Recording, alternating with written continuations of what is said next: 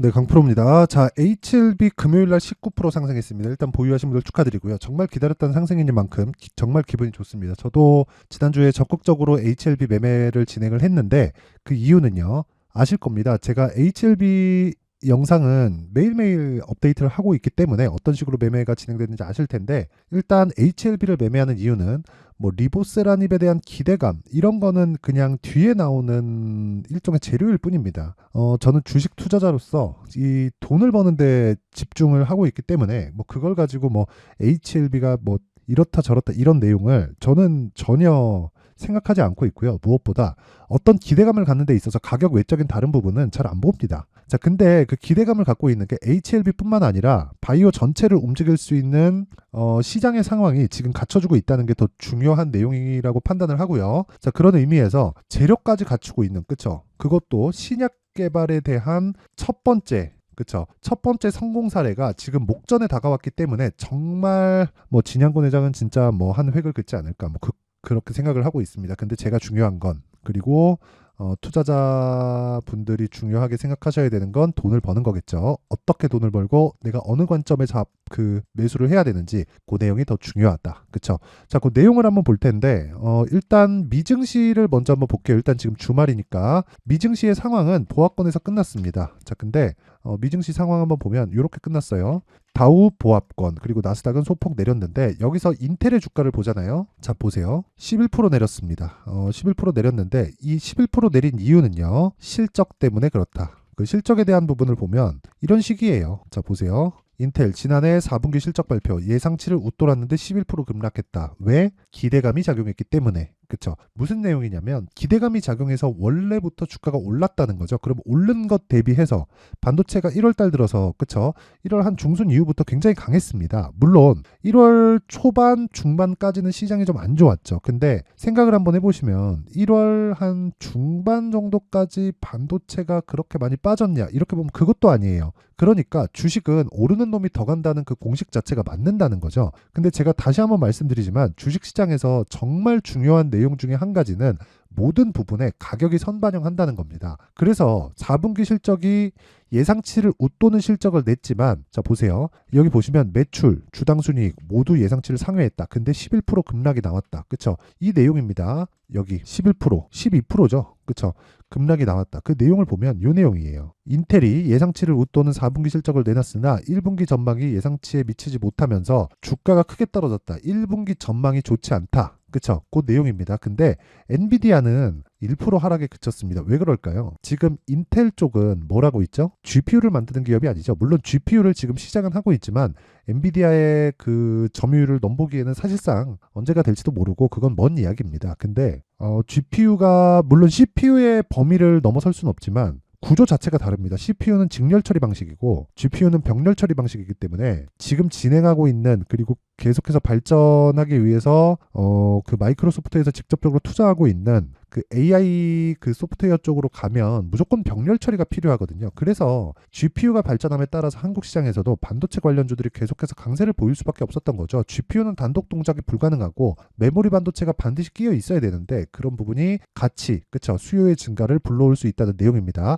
근데 그걸 가지고 우리가 어떻게 봐야 되냐? 하이닉스의 실적을 보면 돼요. 하이닉스의 실적이 23년도에 좋았나요? 아닙니다. 적자예요. 근데 주가는 올라간다. 왜 그럴까요? 선반영이라는 거죠. 그러면 실적이 엄청나게 긍정적으로 나왔지만 GPU의 발전은 지속될 수밖에 없고 GPU의 발전이 되면서 반도체, 그쵸? 이 메모리 반도체에 대한 수요도 계속적으로 증가할 수밖에 없기 때문에 한국 시장에서의 반도체 종목은 크게 조정은 뭐 받아요. 조정은 받는데 크게 문제될 건 없다. 하지만 인텔 쪽은, 그쵸?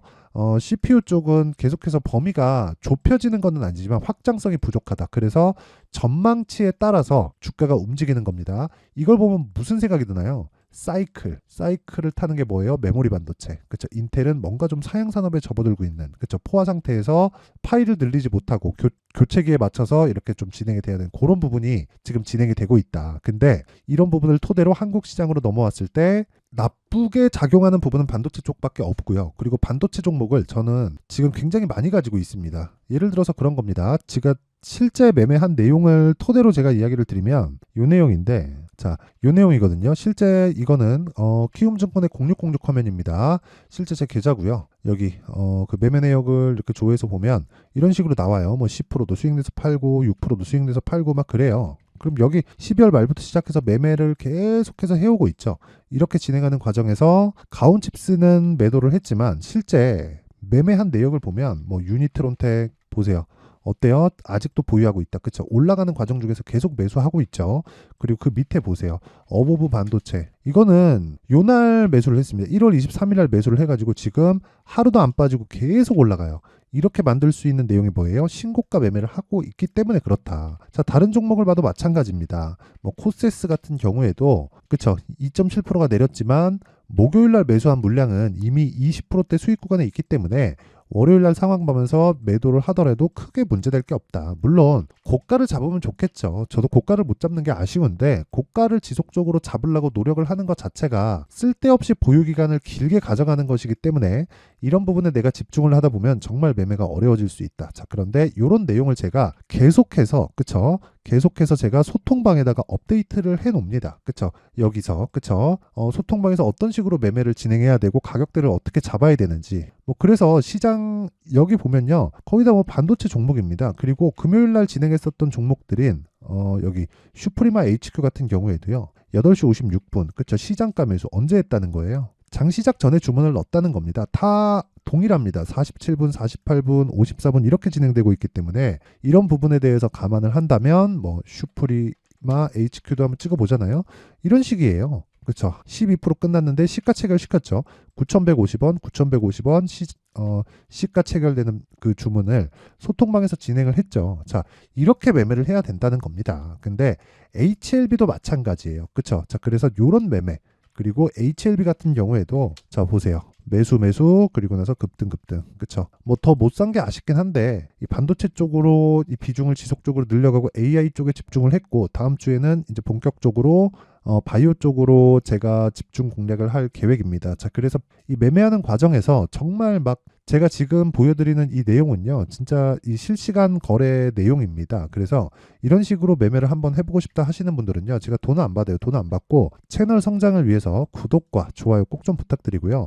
상단에 있는 전화번호로 참여라고 문자를 보내주시면 제가 여기 그쵸 이런 매매를 할 수 있게 소통방 입장 링크를 모든 분들에게 제가 무료로 공개를 하도록 할 테니까 구독과 좋아요만 꼭 좀 부탁드리고 상단에 있는 전화번호로 참여라고 문자를 보내주시면 제가 여기 소통방 입장 링크를 공유해 드리도록 하겠습니다. 자, 그리고 HLB 같은 경우에도 제가 이야기를 다 드렸잖아요. 그쵸? 그만큼 바이오 관련돼서 종목을 좀 집중해서 봐야 된다는 겁니다. 왜 그럴까요? 24년도에는 금리를 인하합니다. 뭐 3월 달에 한다고 했다가 약간 조금 지연되는 그런 멘트들이 계속 나오고 있어요. 근데 금리 인상기는 끝났습니다. 이미 동결 구간으로 들어갔고 동결에서 이게 시장이 버틸 수 있을 만큼 버티다 보면 어쩔 수 없이 금리는 내려갈 수밖에 없습니다. 그래서 그 금리가 내려가는 과정에서 우리가 지속적으로 수익을 낼 수 있는 상황을 만들려면 무조건 가격 전략이 필요하고 가격 전략은 자 제가 아까 전에 말씀드렸죠. 여기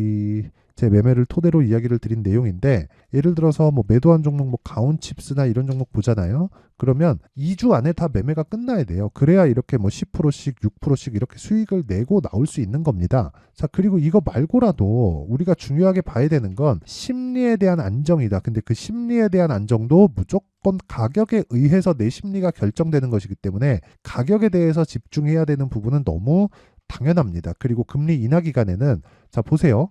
HLB도 그렇고 레고캠바이오 어때요? 신고가 구간에서 충분히 눌림목 구간을 거치고 있고 셀트리온 어떻습니까? 신고가 구간에서 충분히 눌림목 구간을 거치고 있고 뭐 셀트리온 제약 뭐 당연하겠고요. 뭐 종근당 같은 경우에도 그래요. 그쵸? 신고가를 만들고 나서 충분한 조정 구간을 거치고 다시 재상승 구간으로 들어왔습니다. 자, 이만큼 지금 주식시장에서 제약적으로 강세를 보일 수 있는 환경이 갖춰져 있다는 겁니다. 자, 그래서 그런 부분을 제가 소통방에서 다 공유를 할 거예요. 그리고 금리 인하 시기에 강세를 보일 수 있는 건 성장주입니다. 근데 성장주 중에 유일하게 그쵸? 가격 메리트가 있는 종목들은 제약주가 분명하다. 그래서 24년도에는 제약주에 조금 집중을 해야 됩니다. 자, 그래서 그런 부분 그쵸? 반드시 기억을 하시고 그 중에서 대장은 HLB가 이미 됐습니다. HLB가 반등하면서 다른 제약주들도 꿈틀꿈틀 거리고 있는데 HLB에 몰빵하는 것보다 그쵸? 이러면 무섭잖아요. 심리가 중요하다 그랬는데 한쪽에 딱 매수해서 막 몰빵해서 있으면 어떻겠습니까? 그쵸? 무섭죠. 기본적으로 HLB를 아까 전에 제가 보여드렸다시피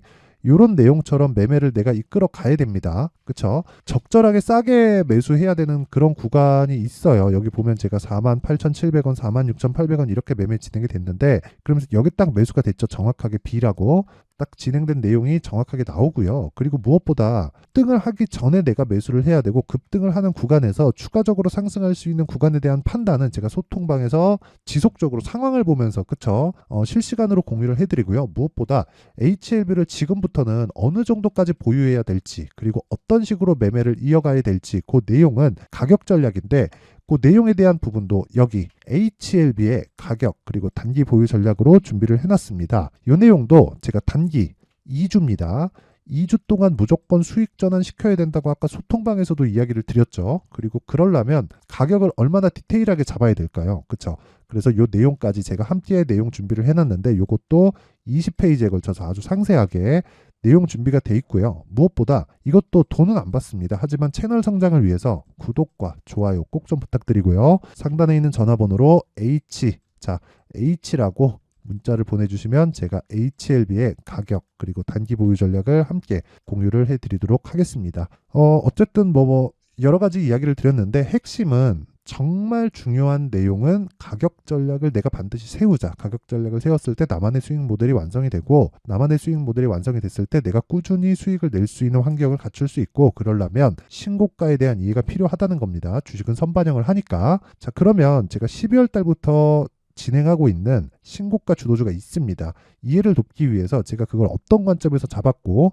그리고 어떤 식으로 연결을 시켜가고 2월 달에는 어떤 식으로 매매를 할 건지, 그 내용에 대해서 제가 상세하게 준비를 해놨으니까 영상 끝까지 시청하시고요. 모든 분들이 성공 투자하셨으면 좋겠습니다. 그리고 다시 말씀드리지만 신고가 정말 중요하니까, 그쵸? 반드시 이해하고 가세요. 자, 제가 항상 신고가 종목에 대해서 강조를 드립니다. 자, 신고가 종목에 대해서 강조를 드리는 건, 크게 시세가 발생하는 대시세 종목은 모두 신고가 구간을 거쳐서 발생하기 때문에 그렇습니다. 시장은요, 좋을 때도 있고 나쁠 때도 있어요. 그런데 대시세 종목은요, 시장이 좋든 나쁘든 그 숫자의 차이가 있을 뿐이고요. 매년 발생을 합니다. 올해 같은 경우에도 마찬가지예요. 23년이죠.